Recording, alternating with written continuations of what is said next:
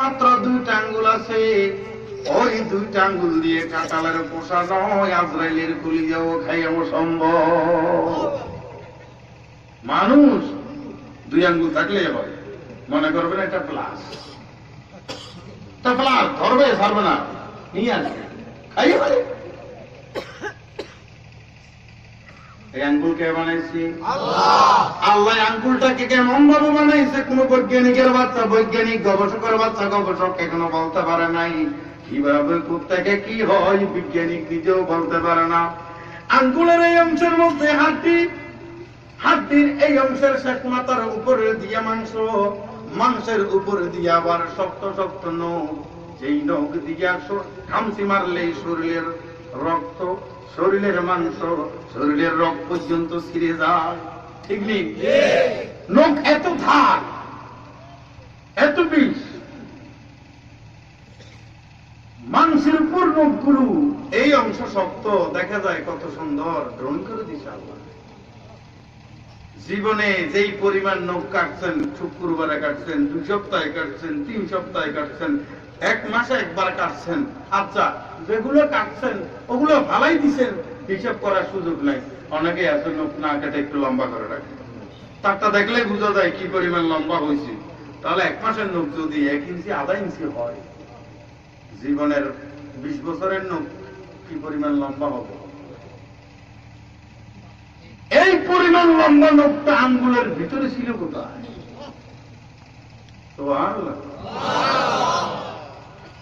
কাটবেন আর বের হবে।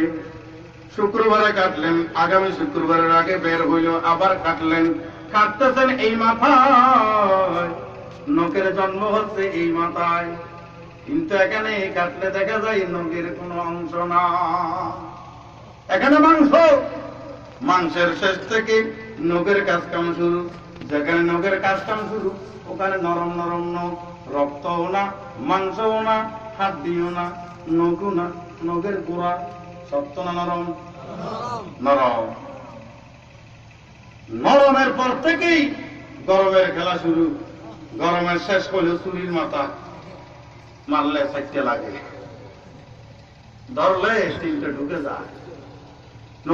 শক্ত, এই মাথায় শক্ত, এই মাথায় নরম, এই নরমের শেষে কি আছে কোন বৈজ্ঞানিক এখনো বলতে পারে? আল্লাহ পাক রব্বুল আলামিন কয়, তুই বৈজ্ঞানিকের বাচ্চাগুলো বুঝতে পারবি না আমার কুদরতের খেলা, আমার কুদরতের সৃষ্টি, আমি যা করি আমি কুদরতের শক্তি দিয়ে করি, বুঝার জন্য কারো ক্যাপাসিটি নাই, বুঝার পর আমল করতে হবে। তুই তো আমল করার জন্য বুঝুস না, তুই বুঝুস মানুষের সাথে ভটকাগিরি করার জন্য। ওই বৈজ্ঞানিকেরা শুনো, ও গবেষকরা শুনো, ও জ্ঞানীরা শুনো, নখের গোড়ার থেকে যদি নরম হাড্ডির পর থেকে, নরম মাংসের পর থেকে শক্ত নখ বের হয়ে আসে, এই নখের গোড়ার মধ্যে এত নরম কেন? যেইভাবে নরম থেকে শক্ত হয়ে নখগুলো বের হয়, আমার আল্লাহ হুকুম করেছেন বলে বের হয়। প্রত্যেক জনের নখের গোড়ার মধ্যে যেইভাবে আছে সবার ওইভাবে আছে। নখের মাথার মধ্যে যেই পরিমাণ শক্ত, কাটতে গিয়ে যদি বেশি কেটে গেলে কষ্ট পায়, ঠিক নেই? এই নখের আঙ্গুলের মাথা নিয়ামত, সেটা বলতে চাইছিলাম। আঙ্গুলের মাথা তো নিয়ামত, এটা অনেক বড় নিয়ামত, তার চাইতে আরো গুরুত্বপূর্ণ নিয়ামত রয়ে গেছে আঙ্গুলের মাথার, নখের এই মাথার অংশটা চাষ যারা করে, হাল যারা করে, খেতে কাজ যারা করে, এই আঙ্গুলের মাথার নখের মাথাটা কত গুরুত্বপূর্ণ নিয়ামত ওরাই বুঝে। মাটির ভিতরে যখন খামচি দিয়ে টান দিছি, দেখে গেছে কাটার মাথা একটা ঢুকে গেছে, পায়ের গোড়ালিতে ঢুকে গেছে, হাতের এখানে ঢুকে গেছে। বিলের মধ্যে তো আর চুরি, টুইজার, সারাশি ওগুলো তো আর নেওয়া হয় নাই। এখন এই কাটার মাথা বের না করলে তো কাজ করা সম্ভব না। বসে বসে যার আঙ্গুলের মাথা ক্লিয়ার আছে, ও এমন ভাবে ধরে বের করে ফেলে যেন লাগে মেশিন দিয়ে দাও, তো ভালো লাগে। আঙ্গুলের মাথা যদি না থাকলে নখের মাথা থাকবে, নখের মাথা না থাকলে এই কাটা বের করা সম্ভব না। ওই লোকের কাছে জিজ্ঞেস করেন নখের মাথা নিয়ামত কিনা, এটা অনেক গুরুত্বপূর্ণ নিয়ামত, এটা না হইলে আমরা অসল। সুবহানাল্লাহ। ওই জন্য আল্লাহ পাক রব্বুল আলামিন বললেন, লা ইন শাকারতুম লা আযীদান্নাকুম ওয়া লা ইন কাফারতুম ইন্না আযাবি লাশাদীদ। আল্লাহ পাক রব্বুল আলামিন অনেকগুলো নিয়ামত আমাদেরকে দান করেছেন, বলেন আলহামদুলিল্লাহ। এই নিয়ামতের মধ্যে সবচেয়ে বড় নিয়ামত হলো এই 3.5 হাত বডি। এই বডির মধ্যে আঙ্গুলের মাথা হইল গুরুত্বপূর্ণ নিয়ামত। একটার চাইতে একটা কম না, একটার চাইতে একটা কম না, কোনোটার চাইতে কোনোটার গুরুত্ব কম না। একটা না থাকলে ওই দিকে সমস্যা। স্বয়ং সম্পূর্ণ যদি থাকলে স্বয়ং সম্পূর্ণভাবে সব কাজ করা সম্ভব। আমার আল্লাহ এত সুন্দরভাবে মানবটা গোটা বানাইয়ে দিছি, এটা নিয়ে গবেষণা করতে গেলে ভাঙ্গা চূড়া মিলাইয়া 2000 বছর সময়ের দরকার। আঙ্গুলের মাথা নিয়ে গবেষণা করতে গেলে কমপক্ষে 1 সপ্তাহ চলে যাবে, তারপরে হদিস বের করা যাবে না। শুরুতেই শক্ত, শেষে গিয়ে নরম, নরমের পরে আর নাই। এতগুলো নখ আইলে কোত্থেকে কোন বৈজ্ঞানিকের বাপ বলতে পারবে না। আল্লাহু আলা কুল্লি শাইইন কাদির। আল্লাহ সমস্ত জিনিসের উপরে শক্তিশালী। উনি যেইভাবে বলে সেইভাবেই হয়। বৈজ্ঞানিকরা এটা নিয়ে গবেষণা করে নাই। কখনো যায় আসমানে, কখনো যায় মাটিতে। তার মানে এতে মানুষে বুঝতে পারে, ওই রকম আশেপাশে কিছু বলতে রাজি না, কারণ বাটপারে ধরা পড়বে। কোরআন হল সবচেয়ে বড় বিজ্ঞান। কোরআন যদি আপনি ভালো মতো বুঝতে পারেন, বিজ্ঞান বুঝা অনেক সহজ হয়ে যাবে। যারা বিজ্ঞান সাবজেক্ট আবিষ্কার করছে এরা স্বীকারোক্তি দিয়ে গেছে, সব যা পাইছি কোরআন থেকে বেশ পাইছি। সুবহানাল্লাহ। পারমাণবিক আবিষ্কার মনে করছেন খ্রিস্টানরা করছে, তবে কোরআন থেকে যে করছে এটা তো বুঝতে পারেন না। পারমাণবিকের বৈশিষ্ট্য হলো আকার হবে ছোট, তার মাইল হলো বড়। এটা হলো পারমাণবিকের বৈশিষ্ট্য। এই পারমাণবিক বানাইল থেকে আমেরিকার বৈজ্ঞানিকদেরকে যখন জিজ্ঞেস করলো কিভাবে বানাইছেন, সাংবাদিকরা তো কোথায় কোথায় জিজ্ঞেস করে কেমনে বানাইলেন, কোথেকে বানাইলেন, কিভাবে আইলো, কেমনে হইল। একটা কথাকে 14 রকম করে প্রশ্ন করতে পারে তারা। তো সাংবাদিকের প্রশ্নের উত্তরে থাকতে না পারে শেষ পর্যন্ত হঠাৎ করে অতর্কিত অবস্থায় মুখ থেকে বাইরে গেছে, কোরআন থেকে পাইছি। কোরআনের কোন জায়গা থেকে পাইছে?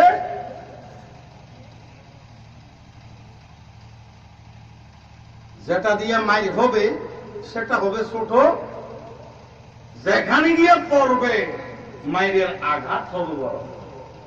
পারমাণবিক সিস্টেম হলো ওটা। এই ছোট্ট পারমাণবিকের ভয়ে পুরো দেশ থরথর করে কাঁপে। উত্তর কোরিয়া যদি মারার জন্য হুমকি দেয়, আমেরিকা কয় তোর লগে আমার লগে শত্রুতা মারছিলি, এত সেতসা। আমেরিকা যদি হুমকি দিয়ে ওঠে, দক্ষিণ কোরিয়া কয় হে নড়াচড়া করিস না, একদম ভুলিয়ে দেব। বলে এমন করতে বাই বাই। কারণ আমরাও জানি তোরা লাল কুত্তা শিয়ালের ভাই। এই লাল কুত্তা শিয়ালের ভাই এরা ভিতরে ভিতরে একজোট হয়ে মুসলমানকে পৃথিবী থেকে নিচ্ছিন্ন করার জন্য, মুসলমানদের ইমানি সম্পর্কটাকে বিচ্ছিন্ন করার জন্য আজ ষড়যন্ত্রের জাল ঢুকিয়ে দিয়েছে। তাবলীগ জামাতের ভিতরে ষড়যন্ত্রের জাল ঢুকিয়ে দিয়েছে, মুসলমানদের ভিতরে ষড়যন্ত্রের জাল ঢুকিয়ে দিয়েছে, হজ পালনের ভিতরে ষড়যন্ত্রের জাল ঢুকিয়ে দিয়েছে, ইমাম আমল পালন করার ভিতরে এই লাল কুত্তা শিয়ালের ভাই। চীনের একটা দরকার, উত্তর কোরিয়া বলো, আমেরিকা বলো, চীন বলো, জাপান বলো, সমস্ত কুল্লু কুফরুন মিল্লাতু ওয়াহিদা, সমস্ত কাফেররা একমাত্র মুসলমানদের শত্রু। তারা সবাই মিলে এক, সবাই মিলে এক, ইসলামের শত্রু তারা। ফসাদ এমন ভাবে আসে, এটা ভালো ভালো লাগে কিন্তু আসলে ভালো না, এটা তো কেউ বুঝে না। সব দিকে ফাটল, সব দিকে সমস্যা। ইমান আমল নিয়ে বাঁচতে হলে ধৈর্য ধারণ করতে হবে। আজকে দেখবেন এদিকে ফিতনা, ওই দিকে ফিতনা। হুজুর যাবো কোথায়? কোথায় যাবেন সেটা কইয়েন না, বলবেন হুজুর জান্নাতে যাবো আল্লাহর রহমতে। আমল কেমনে করতে পারি সেটা করেন। ঘরে যখন আগুন লাগে কোন দিয়ে পালাবেন? পথ খোঁজার সুযোগ আছে নি? পথ খোঁজার সুযোগ নাই। তবে এই আগুন থেকে বের হতে হবে আমাকে, তারপর বাঁচবো মরবো পরের কথা। সব দিকে ফিতনা, সব দিকে ঝামেলা। এর ভিতরে আল্লাহর কাছে দোয়া করতে হবে, আল্লাহ এই ফসাদ, এই ঝামেলা, এই ফিতনা এর ভিতরে তুমি আমাকে জান্নাতের রাস্তা থেকে তুমি যেন আমাকে ফেলাইয়ে দিও না। আল্লাহ তুমি আমাকে হেদায়েতের রাস্তার উপর রাখো। বলুন আমিন। কারণ জাহান্নামে কেউ যাইতে রাজি না। বলতে চাইছিলাম বিজ্ঞানে যা দিল কোরআনের 10 ভাগের 1 ভাগও দিতে পারে নাই, 100 ভাগের 10 ভাগও দিতে পারে নাই। পারমাণবিকের কথা পাইছে তো কোরআনে। পারমাণবিকের বৈশিষ্ট্য হলো কি বলছিলাম, আকাশ ছোট হবে, মাইর হবে, যেখানে আঘাত হবে সেখানে হবে বড়। মাশাআল্লাহ বুঝে নেবা, এই অল্প সময়, বেশি না, আধা ঘন্টা মতো। আবরাহা একজন বাদশা ছিল। সে কেমন বাদশা ছিল? তাউট বাটপার বাদশা ছিল। সে তার সহকর্মীকে মাইরে ক্ষমতা দখল করছে, সেটা অনেক লম্বা। সূরা বুরুজের তাফসীরের মধ্যে আছে। আজকে যেহেতু সূরা বুরুজের তাফসীরের দিকে যাচ্ছি না, ওই দিকে যাচ্ছি না, শুধু এটাই বলি, এই আবরাহা মক্কা শরীফে আসছে, মক্কা শরীফ ধ্বংস করে দেওয়ার জন্য। আবরাহা যখন ইয়ামনের গভর্নর হইল, সর্বপ্রথম ইয়ামনের উন্নয়নের ঘোষণা দিল। প্রথম কথা কইল কি, মক্কা শরীফের মতো করে আমি এই ইয়ামনের মধ্যে একটা বানাবো। মক্কা শরীফে যারা আছে, ইয়ামনে যারা আছো, তোমাদেরকে মক্কা শরীফ যাওয়ার দরকার নাই, আমি একটা বানাইছি, হিড়ে তো করলেই দেব। নাউযুবিল্লাহ। মক্কা শরীফের মতো একটা বানাইল আবরাহা। এই আবরাহা মক্কা শরীফের মতো করে একটা আইকন বানাইল। ওই আইকনের চারিপাশে তোয়াফ করলে এখানে কাবা তোয়াফের মতো হবে। ভিসা পাসপোর্ট লাগবে না, মক্কায়ও যাওয়া লাগবে না, মদিনাও যাওয়া লাগবে না। এইভাবে যখন ঘোষণা দিল আবরাহা, আবরাহার এই ঘোষণার পর ইয়ামনের মুমিন যারা ছিল, আপনাদের মতো যারা ওয়াজ মাহফিল বন্ধ করে দিলে, যাদের অন্তরের মধ্যে জ্বালা জ্বলে, যাদের অন্তরের মধ্যে দুঃখ বেদনা বয়ে যায়, এবং তৌহিদি জনতা, তখন ইয়ামনের মধ্যেও আল্লাহর পাগলেরা ছিল। ওই আল্লাহর পাগলেরা কয়, আবরাহা কয় কি, মক্কায় যাব না, মক্কা শরীফ তাওয়াফ করব না। এটা কেমন কথা? এটা তো কখনো মেনে নেওয়া যাবে না। আবরাহার ঘোষণা আমরা কেউ মানব না। আবরাহার ঘোষণা আমরা কেউ মানব না। জীবন গেলে যাইতে পারে, মক্কা যাওয়ার ছাড়ব না। কিরা আবরাহা, কি কস তুই মক্কা যাব না? মানে আল্লাহর তওয়াফ করতে যাব না? কি কস তুই? তোর কথা মানব না, মক্কা যাবই যাব। সুবহানাল্লাহ। এই আবরাহা এটা বাঁধার পর কিছু যুবক, দুইটা রওয়ায়াত আছে। এক রওয়ায়াত হলো কুরাইশ বংশের কিছু যুবক ইয়ামান সফরে গেছে, ওরা ওখানে পায়খানা পেশাব করিয়া ওটাকে আগুন দিয়ে জ্বালাই দিছে। কোনটা? আবরাহা যেটা ফটোকপি বানাইছি বন্ড বাটপার, ওটা। আরেক রওয়ায়াতে কয় ওটা আগুন লেগেই পুড়ে গেছে মনে হয়। দুটো থেকে একটাই হবে, তবে ওই জিনিসটা পুড়ে গেছে। আবরাহার কাছে যখন খবর গেল, আবরাহাকে কেডা করলো?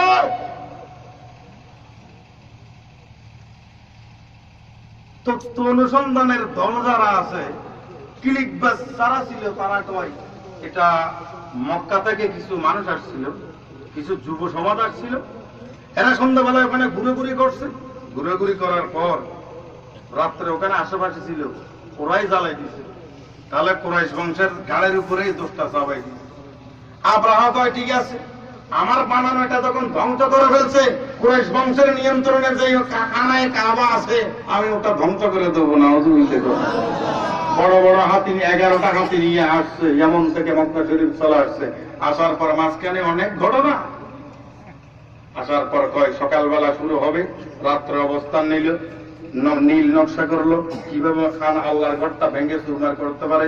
লোহা বড় বড় শিকল নিয়ে আসছে, হাতের গলার সাথে বাঁধার পর, এই যে বাঁধার পর টান দিবে হাতিয়ে, আল্লাহর ঘর ভেঙে যাবে। এমন অবস্থায় আলাম তারা কাইফা ফাআলা রাব্বুকা বিআসহাবিল ফিল আলাম ইয়াজআল কাইদাহুম ফি তাদলিল ওয়া আরসালা আলাইহিম তায়রান আবাবিল তারমিহিম বিহিজারাতিন মিন সিজিল ফাজআলাহুম كعسف مأكول আল্লাহ পাক রব্বুল আলামিন আল্লাহর নবীকে সান্ত্বনা দেয়। বদরের যুদ্ধের জন্য যখন মনের মধ্যে দুঃখ, ও আল্লাহ 313 জন সাহাবী নিয়ে কাফেরদের সাথে কিভাবে যুদ্ধ করব, তোমার দ্বীনের জন্য কিভাবে যুদ্ধ করে বিজয় হব, আমার তো চোখে কিছু পথ দেখছি না। আল্লাহর নবী যখন এইভাবে কথা বলে, আল্লাহ পাক রব্বুল আলামিন কইলেন, ওগো আমার নবী, তুমি দুনিয়াতে আসার আগের বছর, কয় বছর আগে? 1 বছর মাত্র, 9 মাসের ব্যবধান। 570 খ্রিস্টাব্দে আল্লাহর নবীর দুনিয়াতে আগমন, 69 খ্রিস্টাব্দের ঘটনা। 1 বছরের মাথায় এদিক ওদিক। 1 বছরের ব্যবধান তো একদিনের কারণে হয়ে যায়।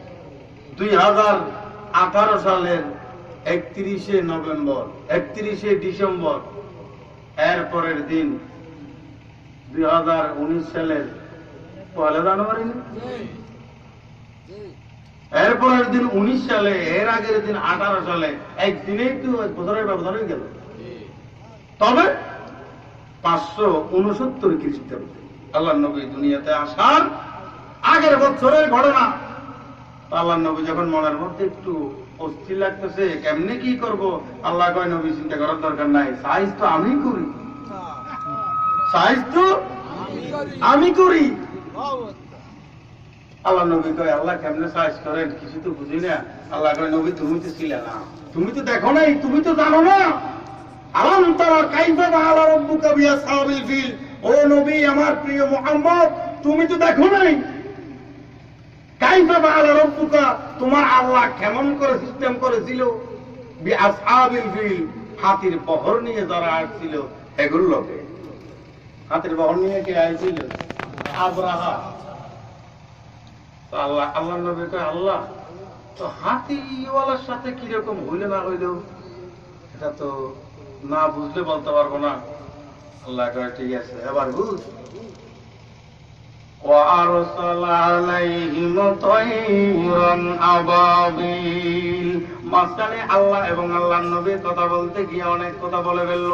সারমর্মটা সূরাইতি হিসেবে আমাদেরকে দিয়ে দিল, জাস্ট ফর কোটেশন, শিরোনাম হিসেবে দিয়ে দিল। এর ভিতরে লম্বা ইতিহাস। আল্লাহ যখন আল্লাহর নবীকে দিল, আল্লাহ কয়, নবী ভয় পাওয়ার দরকার নাই, বদরের ময়দানে যাবা, 313 জন সাথে নিয়ে যাবা, আমি আল্লাহ তো আছি, আবাবিল প্রয়োজন হলে আবার বাড়াই দেব। বদরের ময়দান থেকে অনেকজন ভাইগে গেছে কাফেররা, একজন ভাগতেছে, একজন কয়, এই ভাগস কে বেটা, আসছো, পালানোর কোনো দরকার আছে নি, আমরা তো অনেক। বলে, না অনেক কইছিস নি, মাঠের দিকে তাকাইছিস নি, এরা নাম ছিল দেখি 313 জন, অন দেখি পুরো মাঠ ছাদ হয়ে গেছে, সবার হাতে আমাদের ডবল ডবল লম্বা লম্বা তলোয়ার, আর এইলে তোমার ইয়ে লাগবে, ওই জন্য ভাবতেছি। রহমতের ফেরেশতা তাদেরকে তলোয়ার নিয়ে আল্লাহ কয়, নাম আমার নবীর বেইজ্জতি হবে, আমার দ্বীনের বেইজ্জতি হবে, এই বেইজ্জতি মেনে নেওয়া যাবে না। এই জিবরাইল তোমার নেতৃত্বে 70,000 ফেরেশতার বহর নিয়ে বদরের ময়দানে দাও, আমার নবীর পক্ষে লড়াই করে বিজয় ইসলামের দিকে চিনিয়ে নিয়ে আসো। তারপরে যেন আমার হাবিবের চোখের পানি না ধরে, আমার হাবিবের মুখ যেন কারো না হয়। সুবহানাল্লাহ। আল্লাহ পাক রব্বুল আলামিন কয়, وَأَرْسَلَ عَلَيْهِمْ طَيْرًا أَبَابِيلَ। আমি আবাবিল পাখি বানাইছিলাম। আল্লাহ নবী কয়, আল্লাহ আবাবিল এগুলো কি করছিল? আল্লাহ কয়, ও নবী তুমি তো বুঝো নাই, দেখো নাই, কি সুন্দর একটা ইতিহাস ঘটেছিল। ওই আবরাহা যখন বড় বড় মোটা মোটা হাতি নিয়ে যখন আমার ঘরটা ভাঙ্গার জন্য আসছিল, ভাঙ্গার ঠিক আগ মুহূর্তে সূর্য উঠে লাল লাল আলো যখন পূর্ব দিক থেকে দেওয়া শুরু করলো, ওই অবস্থায় আবরাহা তৈরি হইল আনায় কাবার দিকে আক্রমণ করবে। আমি আবাবিল পাখি পাঠিয়েছিলাম। আবাবিল পাখি হলো ছোট ছোট চড়ুই পাখির মতো, আবাবিল পাখি চড়ুই পাখির সাইজের মতো। এই প্রত্যেকটা আবাবিল পাখির 2 পায়ের মধ্যে 2টা পাথর ছিল, ঠোঁটের মধ্যে একটা পাথর ছিল। পাথর মোট কয়টা? 3টে পাথর নিয়ে আমি আবাবিলকে বললাম, ও আবাবিল তোমরা বিশাল একটা ঝাঁক হয়ে ওই জায়গার মধ্যে যাও, মিনা এবং সাফা মারওয়া এবং মুজদালিফার মাঝখানে ওই জায়গার মধ্যে গিয়ে অবস্থান করো। আবরাহা যে আমার ঘরের উপরে হামলা করবে তারে গিয়ে সাইজ করে দাও। আবাবিল পাখি দেরি করো না, দুই বান্দরের মধ্যে দুইটা, টুটের মধ্যে একটা, তিনটা পাথর নিয়া এক ঝাঁক আবাবিল পাখি এসে উপরে অবস্থান নিল। আল্লাহ পাক রব্বুল আলামিন কয়, আমি এমন কাজ কিভাবে সিস্টেম করি আমার নিজের হাতে কিছু করা লাগে না। ইন্নামা আমরুহু ইযা আরাদা শাইআন আইয়াকুলা লাহু কুন ফায়াকুন। আল্লাহ পাক রব্বুল আলামিন অটো সফটওয়্যার সেটিং করে দিয়েছে। কুন ফায়াকুন, হও বলতেই হওয়া শুরু, মার বলতেই মারা শুরু। ওই আবাবিল পাখি এসে যখন অবস্থান নিল, মেঘের মতো কালো হয়ে গেল। আল্লাহ পাক রব্বুল আলামিন কয় কুন ফায়াকুন, তারপরে খেলা শুরু। সুবহানাল্লাহ। চড়ুই পাখির সমান আবাবিল পাখি তিনটা পাথর নিয়ে আইলো, উপর থেকে পাথর মারলো। এই পাথরে আঘাত কি করলো, তাফসীর ইবনে কুরতুবির মধ্যে সুন্দর করে লিখছে, খুব মজা লাগে। কারণ আবাবিল পাখির কনফিগারের সাথে বডি ফিটনেসের সাথে মিলাইতে গেলে বাংলাদেশে চড়ুই পাখি ছাড়া আর কোনো পাখি মিলে না। কারণ চোখগুলো একটু লাল, কথা বুঝেন না, চোখগুলো একটু লাল। ওই কারণে দেখা যায় মানুষের স্বাভাবিক অবস্থা যা আছে, যখন একটু রেগে যায় চোখগুলো একটু লাল হয়। লাল হইলেই বোঝা যায় খেপছে মনে হয়। কথা ঠিক কথা কয় না, চোখ লাল হইলেই বোঝা যায় ঘটনা ব্যতিক্রম হইতে পারে। ওই আল্লাহ পাক রব্বুল আলামিনের কুদরতের অর্ডার শোনার পর এই আবাবিল পাখির এত রাগ উঠছিল আবরাহার উপরে, চোখ লাল হয়ে গেছে। চড়ুই পাখির মতো, চড়ুই পাখির চোখ একটু লাল। আমার মনে হয় চড়ুই পাখিগুলো আল্লাহ পাক পাঠাইছে আমাদেরকে আবাবিল পাখির কোন দিকেরটা দেখাচ্ছে। চড়ুই পাখির সাইজ, চোখগুলো লাল, পা গুলো চিকন চিকন, আঙ্গুলগুলো একদম খুব ছোট, ধরতে পারলেই সর্বোচ্চ ধরতে পারবে বড় সাইজের একটা সোনা বুট। কিতাবের মধ্যে লিখছে চনে চনে চনে কি দানা সে বড়া নেই হো सकता। ওই তিনটা পাথর যে নিছিল সোনার চাইতে বেশি বড় হতে পারে না। এই তিনটা পাথর কোন এখন যখন বলছে দিছে সাইরিয়া, ছেড়ে দেওয়ার পর কাহিনী হয়েছে কি, হাতির উপর যেই লোক ছিল ওই লোকের মাথায় পড়ছে, ছু মেলে যেইভাবে করার দিয়ে গাছকে ফাড়ায়, হাতির উপর আরোহীর উপর মাথায় পড়ছে, লোকটা ছিঁড়ে গেছে। ছিঁড়ার পর হাতির পিঠে পড়ছে, হাতি ছিঁড়ে গেছে। হাতি ছিঁড়ে মাটিতে পড়ছে, মাটি পিছাও দগ্ধ হয়ে গেছে। এই বড় বড় গর্ত যে হয়েছিল তৎকালীন যারা দেখছে তারা তো দেখছে ইতিহাস বই আরবের বুকে এখনো আছে, ইতিহাস তরু তাজা। আমরা তো এত কিছু বুঝি না, তো এত কিছু বুঝবো কেমনে, আমরা তো তখন ছিলাম না। তখন আল্লাহ নবীও দুনিয়াতে যেহেতু ছিল না, আল্লাহ কয় আমার শক্তি কতটুকু, ও আমার মুহাম্মদ প্রিয় নবী, তোমাকে আমি হেল্প করব। I can help for you every time everybody. নবী আমি তোমাকে অলওয়েজ সহযোগিতা করবো। তো আল্লাহ নবী কয় আল্লাহ কি পরিমাণ সহযোগিতা দরকার আছে সেটা হয়তো ভাবতেছি। বলে এটা আমার ভাবার বিষয়, আমি আবাবিল পাঠাইয়া বড় বড় হাতি তো শেষ করে দিছি। এই কাহিনী শোনার পর আল্লাহ পাক রব্বুল আলামিনের প্রিয় নবী মুহাম্মদুর রাসূলুল্লাহ সাল্লাল্লাহু আলাইহি সাল্লাম কন আল্লাহ তাহলে আর দেরি করে লাভ নাই, 313 জন হলে 13 জন আপনি বলার পর যদি 13 জন হইলেও আমি লক্ষ কাফেরের সাথে মোকাবেলার জন্য প্রস্তুত। সুবহানাল্লাহ। কারণ মদত করবে কে? আল্লাহ। মুমিনের কফার হাল মদতকার কে? আল্লাহ। সাহায্যকারী কে? আল্লাহ। আল্লাহ। এই আল্লাহর সাহায্য যখন আসলো, আবাবিলের পাথরের আঘাত, এই মানুষ দুই টুকরা, হাতি দুই টুকরা, যেই মাটিতে পড়ছে বিশাল গর্ত হয়ে গেছে। এখন ইউরোপের এক খ্রিস্টান কোরআন শরীফ নিচ্ছে, এরা তো কোরআন রিসার্চ করে, আমরা তো কোরআন শুধু শপথ করি, এই কোরআন শরীফ মাথায় নিয়ে বুঝতেছি আমি একটু টাকা দিয়ে দিছি, তাই না? শপথ করার ক্ষেত্রে কোরআন শরীফ, এই তোর থেকে আমি টাকা পাই, বল না কোনো টাকা পাস না। বিচারে কয় তুমি যে টাকা পাস তার কোনো প্রমাণ আছে? বলে প্রমাণ নাই। তাহলে প্রমাণ যদি করতে না পারলে টাকা পাবি না। বলে আমি কোরআন শরীফ ধরে কইতে পারবো, এই আমি কোরআন শরীফ করতেছি তোর থেকে 2000 টাকা পাই। এই কসমের জন্য কোরআন ব্যবহার করি, খতম পড়ার জন্য ঘরে ঘরে কোরআন, কোরআন পড়ার জন্য কোরআন ব্যবহার করে। তবে এই কোরআন তো শপথের জন্য আল্লাহ দেয় নাই।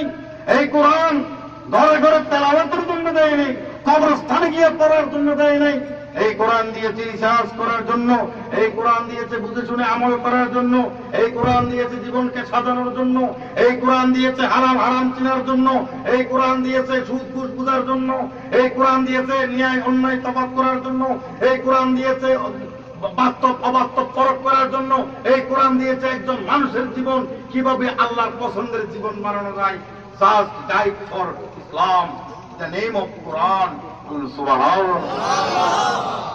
এই কোরআন আমরা তো একটু করে পড়ি, যা পড়ি অশুদ্ধ অশুদ্ধ যা পড়ি, আলহামদুলিল্লাহ রাব্বিল আলামিন এতদিন সিরাতাল মুস্তাকিম, নাউযুবিল্লাহ, শুদ্ধ করে ইহদিনাস সিরাতাল মুস্তাকিম পর্যন্ত কইতে পারে না। আমরা মুসলমান, কোরআন শুদ্ধ নাই, রিসার্চ করবো কেমনে, গবেষণা কিভাবে করি? আর খ্রিস্টানরা কোরআন নিয়ে যখন রিসার্চ করতেছে, আলাম তারা কাইফা ফাআলা রাব্বুকা বিআসহাবিল ফিল, অর্থ বুঝতেছে, তুমি দেখো নাই তোমার আল্লাহ হাতিওয়ালাদের সাথে কেমন করছিল। ওয়ারসালা আলাইহিম তায়রান আবাবিল, আমি পাঠিয়েছিলাম আবাবিল পাখি, তারবিহিম বিহিজারাতিন মিন সিজিল, তার উপর থেকে পাথর নিক্ষেপ করেছিল, তারবিহিম বিহিজারাতিন মিন সিজিল ফাজআলাহুম কাআসফিন মাকুল, জায়গা মতো তাদেরকে সাইজ করে দেওয়া হয়েছে। বন্ধ করে দিয়েছে। সাদা ভাই কি রে, আবাবিল পাখি পাঠাইছিলাম, কে কয়? আল্লাহ। আল্লাহ। খ্রিস্টানে কয় আল্লাহ। কি কইল এটা? আমি আবাবিল পাখি পাঠাইছিলাম, পাথর মারছিল, এদেরকে আমি নিস্তান আবুদ করে দিয়েছিলাম। এরা তো জানে আল্লাহ সত্য, ঠিক নেই? আল্লাহ সত্য, আল্লাহর কিতাব কোরআন সত্য, আল্লাহ যা বলছেন সবগুলো সত্য। তাহলে আবাবিল পাখি পাঠাইছিল, পাথর মারছিল, হাতি ধ্বংস হয়েছিল, হাতি বত্তা হয়েছিল। ওই দিন যারা একটু বত্তা বেশি খায়, ওই দিন তারা বেশি করে হাতি বত্তা খাইতে পারে, কারণ বত্তা হয়েছে তো। ওখানে একটা হাতি ছিল, যে হাতিটার নাম ছিল মোহাম্মদ। কি নাম? মোহাম্মদ না মাহমুদ। ওই মাহমুদ নামে হাতি। এটা একটু পরে করি, আগে এটা শেষ করে। খ্রিস্টানে কয় আল্লাহর কথা সত্য, কোরআন সত্য, যেটা বলছে এটাও সত্য, আবাবিলের কথাও সত্য, পাথর মারছিল এটাও সত্য, তবে আবরাহা যে ধ্বংস হয়ে গেছে এটাও সত্য। এটা কিভাবে কি হইল আমার তো বুঝতে আসে না। আল্লাহর কথা সত্য, তার মধ্যে কোনো সন্দেহ নাই। এত প্রথমেই বলার আলিফ লাম মিম যালিকাল কিতাবু লা রাইবা ফীহি হুদাল লিল মুত্তাকিন। পৃথিবীর মধ্যে যত লেখক আছে, বইয়ের শেষে গিয়ে লিখে দেয়, ভুল ত্রুটি হলে ক্ষমার দৃষ্টিতে দেখবেন, কোন ভুল ধরা পড়লে আমাকে জানাবেন, আমি পরিশুদ্ধ করতে বাধ্য থাকিব, এবং অনেকে লেখে কৃতজ্ঞ থাকিব। তাহলে ভুল আছে বলে তার মনেও ধারণা আছে। বিশাল লেখক, এত বড় বই লেখার পরে ভুল থাকতেই পারে, আমার দেখাই দিয়েন, আমি শুদ্ধ করিয়ে লইব। মানে সিলেটের ভাষা, ইহাতে ভুল থাকতে পারে রে বা, আমারে জানাইয়া দিবে, আমি শুদ্ধ, আমি ঠিক করিয়া দিব। আর সিটিংকে ভাষায় যদি বলা হয়, বলা এটা ভুল থাকতে পারে, আর একটা দেখাই দিবি, আর ঠিক করিবে চেষ্টা করছো। নোয়াখালী ভাষায় যদি কয় ইয়ে ভুল থাকতে পারে, আর জানে দিয়েন, আয় ঠিক করাম, আপনাদের কাছে কৃতজ্ঞতা কেমন, এরকম বলবো। আর বরিশালী ভাষায় বরিশালী ভাষায় কইব কি আর মিয়া, ইয়ারে ভুল তো থাকতেই পারে, আমরা জানাই দিলে আমি একটু শুদ্ধ করিয়ে নিতে। তবে প্রত্যেকটা লেখক শেষে গিয়ে একটা কথা হয়, ঠিক নেই? তবে এই কোরআনের লেখক যিনি, উনি সর্বপ্রথম দিয়েছে এক ধাক্কা, বলে এই কিতাব পড়ার আগে বেড়া শিখে উঠতে শুনিল। কোরআনের লেখক কথা কয় না কে? তাহলে এই লেখক আর সেই লেখকের মধ্যে তফাৎ আছে না? পৃথিবীর সমস্ত লেখক শেষে গিয়ে কই ভুল ত্রুটি ধরা থাকতেই পারে, মানুষ হিসেবে অনেকে তো সুন্দর করে লেখে আমি মানুষ হিসেবে ক্ষুদ্র জ্ঞানে ক্ষুদ্র কলমে যা চেষ্টা করেছি কিছু লিখেছি আপনাদের কাছে উপস্থাপন করলাম। যদি কোনো ভুল ত্রুটি আপনাদের দৃষ্টিতে ধরা পড়ে আমাকে জানালে কৃতজ্ঞ থাকিব, আমি পরবর্তী মুদ্রণে সংস্কার করার চেষ্টা করব। ধন্যবাদ সকলকে। আল্লাহ হয়তো ধন্যবাদের গোষ্ঠী গিয়ে আগে সেলিস ল তো আর কিতাবের শেষে গিয়ে ভুল ত্রুটি ক্ষমা চাওয়ার মতো কিতাব আমি আল্লাহর কিতাব নয়। আমি আল্লাহর কিতাব বলো the book is solid and correct, pure and sure, print and print available, surety and purity printed by Allah, circulation by Allah. সেই কিতাবের ছাপানো লেখানো বানানো শব্দ সাজানো সব তাক দিয়েছেন কে? আল্লাহ।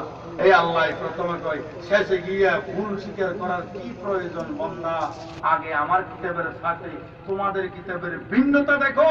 তোমাদের লেখার কিতাবের মধ্যে শেষে গিয়ে দুঃখের কাহিনী, আমার কিতাবের প্রথম শুরুতেই ছিল আলিফ লাম মিম যালিকাল কিতাব লা রাইবা ফিহি। এই সেই কোরআন, এই সেই কিতাব, যে কিতাবের মধ্যে কোনো প্রকারের ভুল নাই, যে কিতাবের মধ্যে কোনো প্রকারের ভুলের আশঙ্কা নাই। সুবহানাল্লাহ। কার কথা? এই আল্লাহ প্রথমে চ্যালেঞ্জ ঘোষণা করলো হুদাল লিল মুত্তাকিন, ভুল নাই ত্রুটি নাই, সম্পূর্ণ শিওর একটা কিতাব তোমাদেরকে দিলাম। মুত্তাকিদের জন্য হেদায়েত হবে, যারা আল্লাহকে ভয় করবে, যারা তাকওয়া করবে, এই কোরআনের মাধ্যমে তারা হেদায়েত পাবে। ওইভাবে আমেরিকার খ্রিস্টান যখন এই কোরআন নিয়ে বসলো, যখন আলাম তারা কাইফা ফাআলা রাব্বুকা বিআসহাবিল ফিল যখন পাইল, পুরো কথা যখন জানলো, জানার পর সে কয় আল্লাহর কথা সত্য, আল্লাহ সত্য, কোরআন সত্য, সূরা ফিল সত্য, আবাবিল সত্য, বিজারাতিন মিন সিজিল সত্য। জোরে বলেন ঠিক কিনা? একদল সাথে লইয়া চলে গেল আরবের বুকে। ওই আরবের বুকে যাওয়ার পর গবেষক আরো গবেষক সাথে নিল, রিসার্চম্যান আরো রিসার্চম্যান সাথে নিল, গিয়ে মানুষের কাছে জিজ্ঞেস করে জুব্বা লাগাইল গায়ের উপরে, মার রুমাল দিয়ে টাক লাগাইল মাথার উপরে, একেবারে বলে আমরা মেহমান আসছি, সফর করতে আসছি, আরব দেখতে আসছি। এইদিকে সব দিকে ঘুরে আর ঘুরে রাত্রেবেলায় গিয়ে মানুষের কাছে জিজ্ঞেস করে আবাবিলে পাথর মেরেছিল কোথায়? সুবহানাল্লাহ।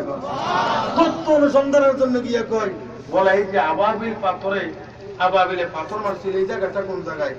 মানুষে দেখে দিতেছে, বলে এই তো মেনা আর মুজদালিফার মাঝখানে এই জায়গায়, এই দুই পাহাড়ের মাঝখানে এই ঢালু জায়গাতে। বলে এই জায়গা নেই, ঠিক আছে। দিনের বেলায় ঘুরে ঘুরে দেখে আর কাছ থেকে খায়, রাত্রে বেলা গিয়ে বলে তিনি মাড়ি করে নিয়ে আসে। আনার পর এবার আমেরিকা নিয়ে গেছে, নেওয়ার পর মাটি পরীক্ষা করার জন্য, মাটির গ্রেড নির্ণয় করার জন্য যে মেশিনটা বানাইছি, প্রথম মাটি দেওয়ার সাথে সাথে মেশিন উঠে গেছে। মেশিনে কয় এই মাটি আমি মাপতে পারবো না, এই মাটিতে এমন টেম্পার, মেশিন গেছে ধ্বংস। এই মাটির সাথে অন্য মাটি মিক্সচার দিতে দিতে দিতে দিতে গ্রেড যখন পাওয়ার, টেম্পার যখন কমে আসছে, পরবর্তীতে গিয়ে ধরা পড়ছে এটার মধ্যে এত পাওয়ার, যেই একটা পাথরে হাতি ধ্বংস করে ফেলতে পারে। কি পরিমাণ পাওয়ার ছিল এই মাটিতে, এই পাথরে। তবে পাথর তো পাইলাম না, পাইছি পাথর যেখানে পড়ছিল ওখানকার কিছু বালি, ঠিক নেই? এই বালির ভিতরে যদি এত টেম্পার হয়, মা গো মা, আবাবিলে পাথর ফেলেছিল যে এটাতে কি টেম্পার হইতে পারে। আরেকজনা কই টেম্পার হচ্ছে জানোস না, হাতি সহজে বদ্ধ হয়ে গেছে এই টেম্পার। বলা হয় ঠিক আছে, ঠিক আছে, মাথায় কাজ করে না। আল্লাহর খেলা বড় খেলা, বুঝতে না পারলে কিন্তু ভীষণ খেলা।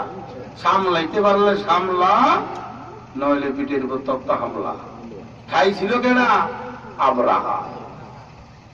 সোনাবুড়ের সাইজের পাথরের ঠেলা, ও মা, আবরাহা গতিয়ারে কতটুকু ঠেলা। এই খ্রিস্টানে কই ঠিক আছে, ওখান থেকে আইনে রিফাইন করিয়ে মাটি দিয়ে মিক্সচার করতে করতে যখন গ্রেডটা বুঝতে পারছে, তখন কয় বেশি করে নিয়ে আসো, ওগুলো যত্ন করে রাখে দাও, পরবর্তীতে জর্দার কোট্টার মতো ডিব্বাতে ঢুকাইয়া একটু করে মাইরে দেখছে, দেখা যায় মাসকে মাস ধুমা। এই পারমাণবিক বানানো শুরু করলে শুল্ক বানাই এর ভিতরে দেয় আর ফেলাইয়া কয় শেষ। ওরা পারমাণবিক বানালি তোরা জিনিসপত্র নিলি তো আমার আল্লাহর গুলা।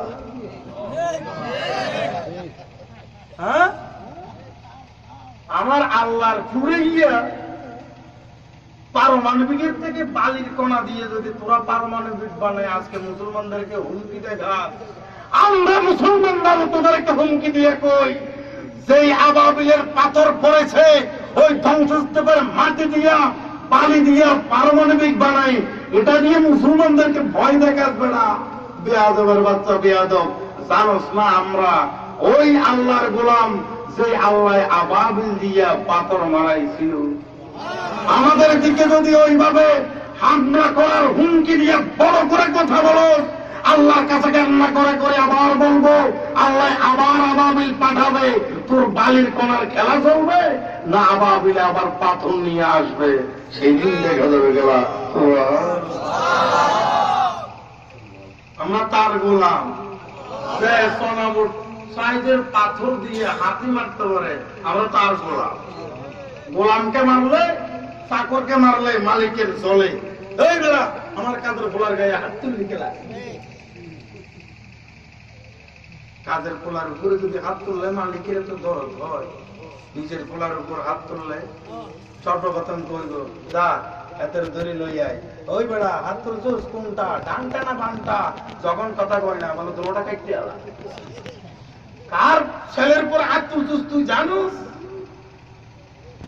একজন মানুষের যদি এত পাওয়ার থাকে, ছেলের উপর হামলা করার কারণে যদি দুইটা হাত কাটার অর্ডার দিতে পারে, আমরা 24 ঘন্টা তার দরবারে চোখের পানি ফেলাই ফেলাই কান্না করি আর সিজদায় পড়ে যার নামে সুবহান রাব্বিল আলা বলি বলি কান্না করি, দোয়া করি, সেই আল্লাহ তাকাই তো থাকবে না। ইহুদি খ্রিস্টানের বাচ্চারা যখন মুসলমানদের উপরে আক্রমণ করবে, যখন আমরা আল্লাহকে ডাক দেবো, আল্লাহ তোমার দিনের জন্য আজকে দেখো আমার ভাইয়ের রক্ত নিয়ে খেলছে, আমার ভাইয়ের দেহ নিয়ে খেলছে, মুসলমানদের রক্ত ধরছে, আজকালে মুসলমানরা মার খাচ্ছে, ফিলিস্তিনে মুসলমানদের কান্না করছে, সিরিয়ার মধ্যে মুসলমানরা মরছে, লিবিয়ার মধ্যে মুসলমানরা মরছে।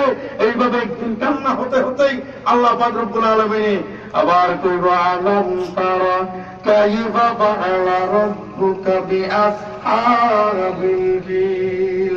আবার আবাবিল পাঠাবে, আবার ওই সব ইহুদি খ্রিস্টানদেরকে সাইজ আল্লাহ করবে। এই সাইজ করার পর আবার পুরোটাই দুনিয়া সুন্দরভাবে যখন শুরু হবে, আমার আল্লাহর গোলামির উপরে আমরা ভালো মতো বুঝতে পারবো এই আসমানের মালিককে। আসমানের মালিক এক আল্লাহ, জমিনের মালিক এক আল্লাহ, চন্দ্র সূর্য সারা জাহানের মালিক তিনি এক আল্লাহ। লা ইলাহা ইল্লাল্লাহ, লা ইলাহা ইল্লাল্লাহ, লা ইলাহা ইল্লাল্লাহ, লা ইলাহা ইল্লাল্লাহ, লা ইলাহা ইল্লাল্লাহ মুহাম্মাদুর রাসূলুল্লাহ। বলতে চাইছিলেন বৈজ্ঞানিক সবকিছু নিয়ে গবেষণা করছে, নিজেকে নিয়ে গবেষণা, আঙ্গুলের মাথাটা নিয়ে গবেষণা করলেই তো বুঝতে পারতো আল্লাহ আছে না নাই। এই কথাটা বলতে গিয়া কতটা বাই রোড দিয়ে ঢুকছি, আবার জায়গা মতো নিজেকে নিয়ে গবেষণা করলেই আল্লাহর গোলামি পাওয়া যায়। বানাইছি কি জন্য? এই জিনিসটা গবেষণা করলে আজকে অশান্তিতে দিন যায়, কারণ নিজেকে নিয়ে গবেষণা কারো নাই। শান্তি চাই না অশান্তি চাই? কথা কয় না? শান্তি চাই না অশান্তি চাই? আমিরাবাদের বাইরে বললো কোথায় যাই রে, একটু শান্তি বলো কোথায় গেলে পাই রে, চারিদিকে নাই কিছু নাই যেন বুঝি নাই রে, একটু শান্তি বলো কোথায় গেলে বাইরে। শান্তি চাই না শান্তি চাই? শান্তি পেতে হলে দিনের পথে আই রে, শান্তি পেতে হলে খুদার পথে আই রে। ঠিক নেবে ঠিক? হাত তুলে বলেন ঠিক নেবে ঠিক? শান্তি পেতে হলে নবীতে আই রে। ঠিক নেবে ঠিক? শান্তি পেতে হলে নবীর পথে আই রে। শান্তি বলো কোথায় গেলে